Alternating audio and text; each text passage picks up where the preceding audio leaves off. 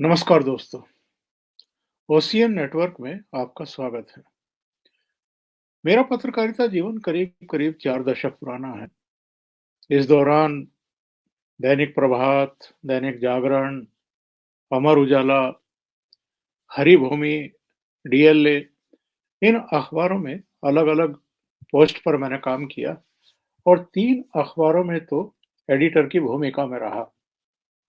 Editor के तौर पर ही रिटायर भी हुआ और हजारों लेख लिखे होंगे इस पत्रकारिता जीवन में।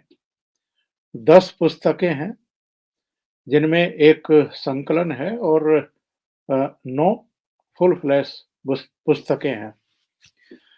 इनमें उपन्यास भी हैं और इस दौरान यानी 4 दशक के इस पत्रकारिता जीवन में आकाशवाणी दिल्ली, आकाशवाणी रोहतक, चंडीगढ़, कई जगहों पर प्रोग्राम्स में हिस्सा लेने का सौभाग्य मिला। इसके अलावा अलग-अलग टेलीविज़न चैनलों पर समय-समय पर जाते रहे अपने विचार रखने के लिए। और जब 2020 में रिटायर हो गए अगस्त में, तो फिर यूट्यूब चैनल पर सक्रिय हैं, अपना ओशियन नेटवर्क और ओमकार चौधरी शो। अभी तीसरा चैनल शुरू हुआ है, ओमकार चौधरी व्लॉग्स करके, जिस पर मैं अपने बारे में बात करता हूँ, जैसे अब कर रहा हूँ। ये चैनल क्यों शुरू करने पड़े और एक लाइन क्यों लेनी पड़ी, इसके पीछे एक बहुत सॉलिड तर्क है।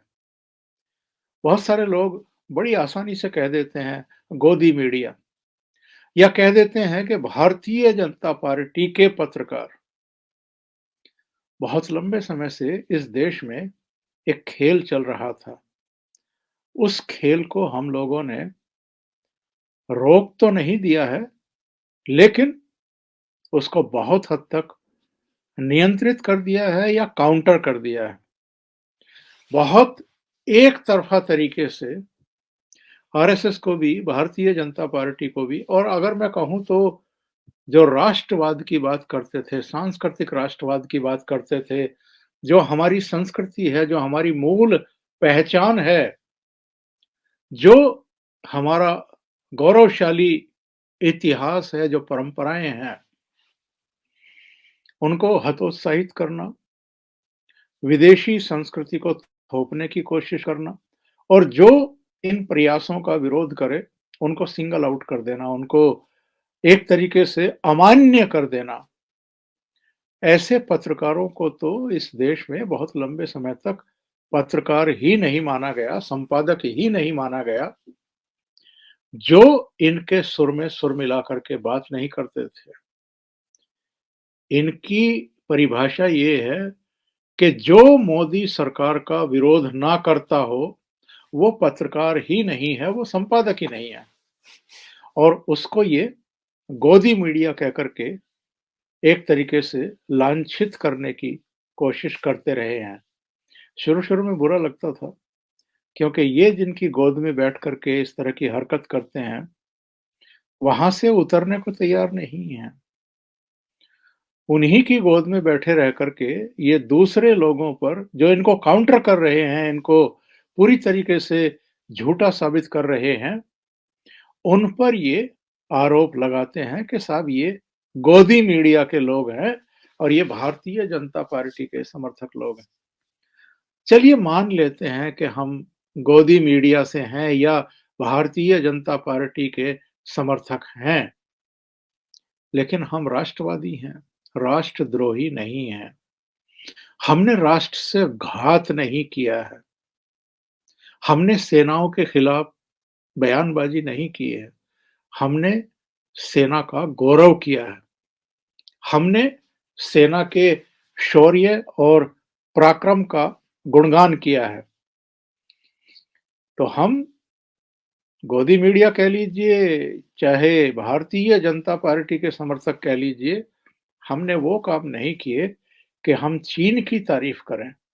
हम चीन की दहशत का प्रसार करें यहाँ बैठ कर के कि चीन जो है वो बहुत बड़ी चीज़ है, पता नहीं क्या कर देगा।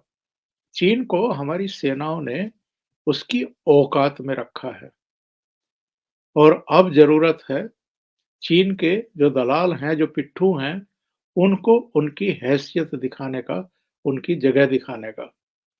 ये प्रोग्राम मैंने ख़ास तौर से इसलिए किया है, एक ट्वीट किसी ने मेरे पास भेजा, मैं नाम का उल्लेख नहीं करूँगा, लेकिन ये ट्वीट था वो।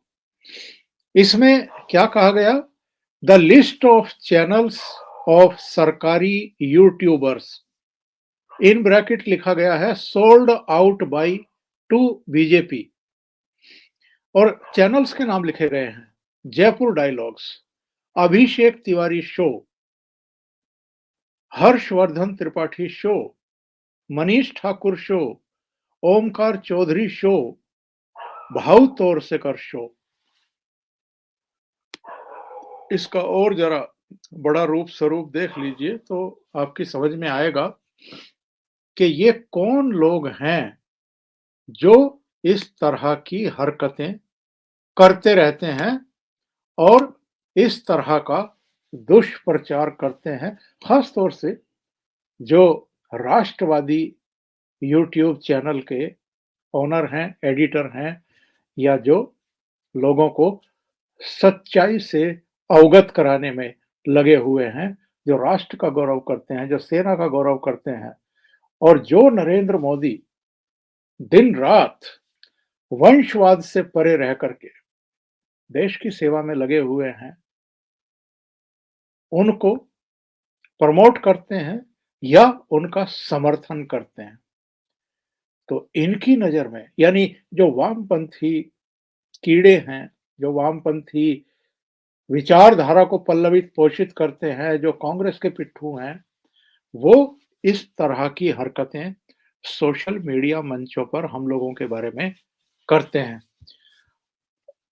एक दिन पहले ही भाऊ तोरसेकर से जब मैं बात कर रहा था एक सिलसिले में, तो मैंने उनसे ये सवाल पूछा और उनको बताया कि सोशल मीडिया मंचों पर जयपुर डायलॉग्स के बारे में मनीष तिवारी, अभिषेक तिवारी, हर्षवर्धन त्रिपाठी, ओमकार चौधरी, इन सब के बारे में किस तरह की नकारात्मकता फैलाने की कोशिश हो रही है।